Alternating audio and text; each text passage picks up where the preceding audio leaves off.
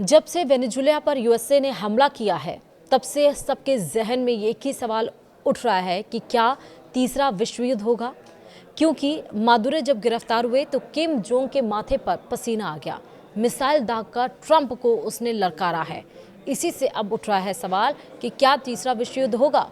नमस्कार, आप देख रहे हैं न्यूज़ 18 का डिजिटल प्लेटफॉर्म और मैं हूं आपके साथ श्रुति श्रीवास्तव। वेनेजुएला के राष्ट्रपति निकोलस मादुरो को अमेरिका ने देश के भीतर घुसकर गिरफ्तार कर लिया है और इस कार्रवाई के बाद पूरी दुनिया में भू राजनीतिक तनाव तेज हो गया है। अमेरिका के इस कदम को कोई देश अंतर्राष्ट्रीय कानून का खुला उल्लंघन बता रहे हैं, मतलब कई सारे देश। तो वहीं अमेरिका के विरोधी देश इशारों में जवाबी कार्रवाई की चेतावनी देने लगे हैं और इसी कड़ी में अब उत्तर कोरिया ने अमेरिका को सीधा संदेश देने के लिए मिसाइल लॉन्च कर दी है। यह इशारा है कि उत्तर कोरिया कितना ताकतवर है और अगर अमेरिका उसकी तरफ बढ़ा तो वह चुप नहीं बैठेगा। वहीं दक्षिण कोरिया की सेना के मुताबिक उत्तर कोरिया ने रविवार सुबह यानी कि 4 जनवरी सुबह कई बैलिस्टिक मिसाइलें समुद्र की दिशा में दागी। ये मिसाइलें राजधानी योंगयांग के आसपास के इलाकों से दागी गई और पूर्वी समुद्री क्षेत्र की ओर गई।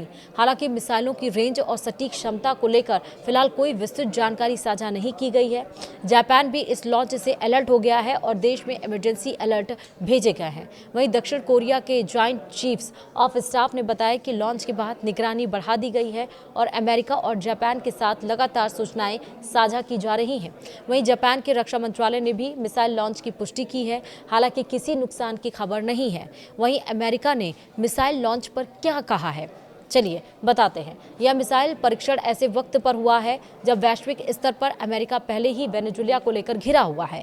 अमेरिकी राष्ट्रपति डोनाल्ड ट्रंप ने दावा किया है कि अमेरिकी बलों ने बड़े पैमाने पर सैन्य कार्रवाई के बाद मादुरो को हिरासत में लिया है और इसके बाद से रूस, चीन और ईरान जैसे देश अमेरिका की मंशा पर सवाल उठा रहे हैं। विशेषज्ञ मान रहे हैं कि उत्तर कोरिया का यह कदम केवल एक हथियार परीक्षण नहीं बल्कि अमेरिका के लिए एक रणनीतिक चेतावनी है, खासकर इसलिए क्योंकि यह लॉन्च ऐसे समय में हुआ है जब दक्षिण कोरिया के राष्ट्रपति चीन दौरे पर जाने वाले हैं और कोरियाई प्रायद्वीप पर कूटनीतिक गतिविधियां तेज है। वहीं अमेरिका की इंडो पैसिफिक कमांड ने बयान जारी कर कहा है कि इसे उत्तर कोरिया के मिसाइल लॉन्च की जानकारी है और फिलहाल इससे अमेरिका या उसके सहयोगियों को कोई तत्कालिक खतरा नहीं है। साथ ही अमेरिका ने दोहराया कि वह अपने सहयोगी देशों की सुरक्षा के लिए पूरी तरह प्रतिबद्ध है।